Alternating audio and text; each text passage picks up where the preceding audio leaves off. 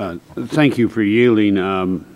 My interest, of course, is the H.R., Madam Chairman, 2864, the major survey in the Arctic. This is very dear to me.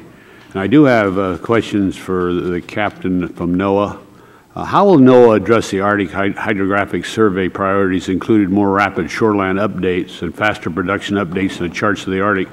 And will parts of the Arctic be classified as emerging critical areas in next National Hydrographic Survey priorities publication? And how much would be critical and where? Okay, that's a lot in that one question. That's a lot of them, I know.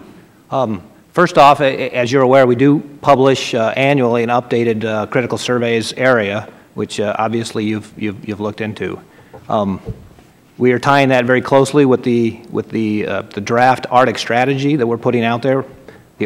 The unsurveyed area in the Arctic is quite large and will take many, many years to get done with within our current operating environment.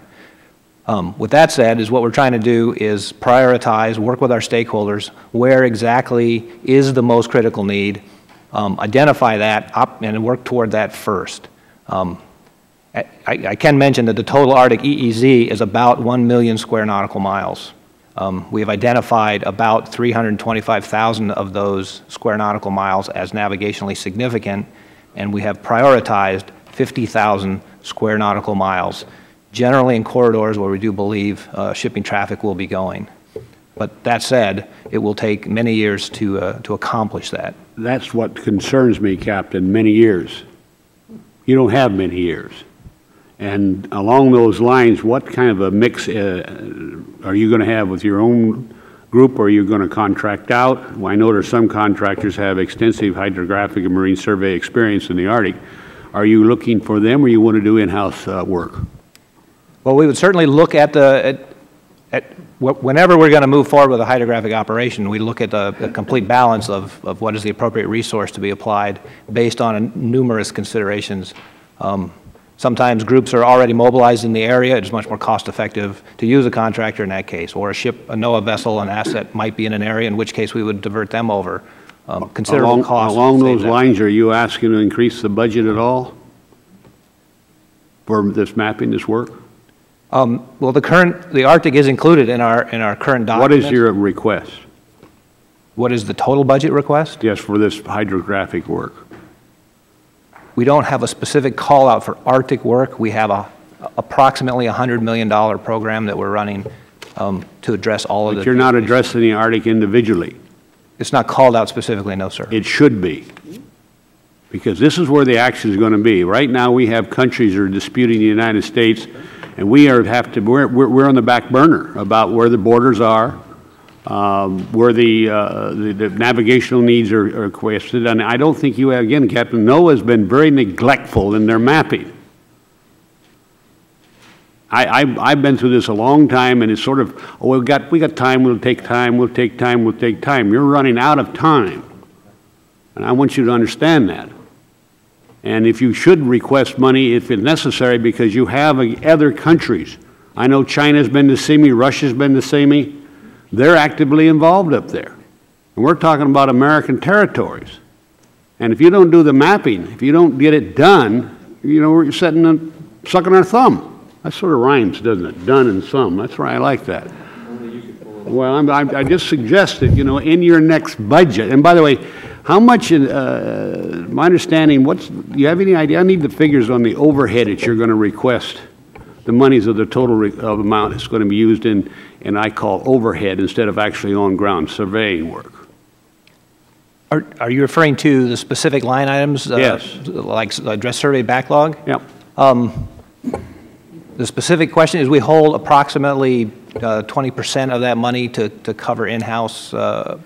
And again, Madam Chairman, in all due respects, I want to know what you're spending 20% instead of on the ground during the surveying in-house and what it's used for. I mean, this to me is an example of why our agencies are in serious trouble. 20% of the total budget is going to be spent on administrative costs? You're worse than Congress. Well, I mean, I want to know the justification for it. I want to see that. You get that back to us. Where are you going to spend it on? I can certainly get much more detail, but let me just assure the committee that by doubling the amount of data coming into the program, there's a significant amount of work that is required to handle that. Well, doubling the amount of data on the Arctic, you just said you haven't called it out. See, I don't see anything here that says we're going to study the Arctic. Now, this is my district. I'm prejudiced. But this is an area we say there is climate change. We have already been told there will be a Northwest Passage utilization. We are suggesting there will be oil development beyond our EE zone with no ability to take and say where the area will be within our zone if it does take place. We're way behind. Now, if you're asking for $100 million, which I think is way less than necessary to include the Arctic, this has been neglected too long. This is something that just deeply concerns me because I really think NOAA's been asleep. You haven't done the job.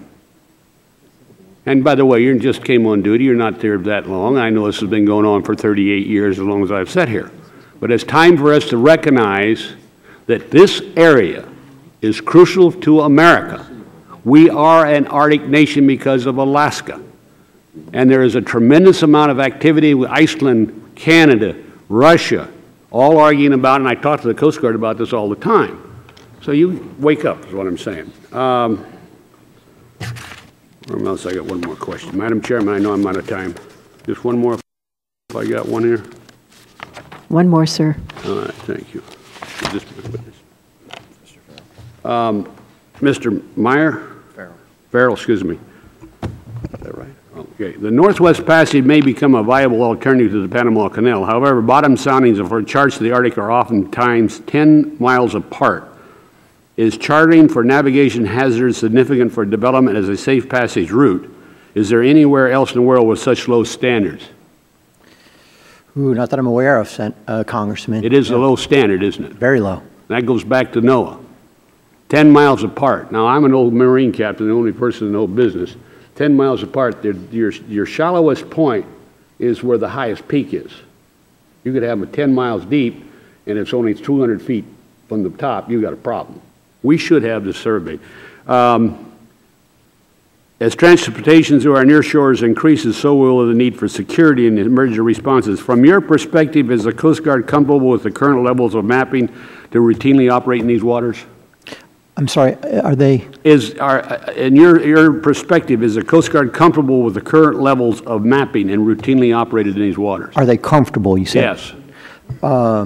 I would think not. No, I would think not. I would defer to the captain and to Larry Mayer in the next panel, but I would think not.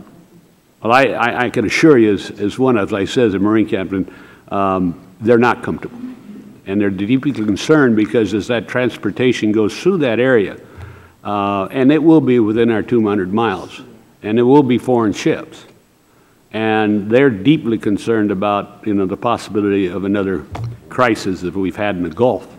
So I'm going to suggest again to NOAA, let's wake up, let's get on the job. Madam Chairman, I run out of time. Thank you.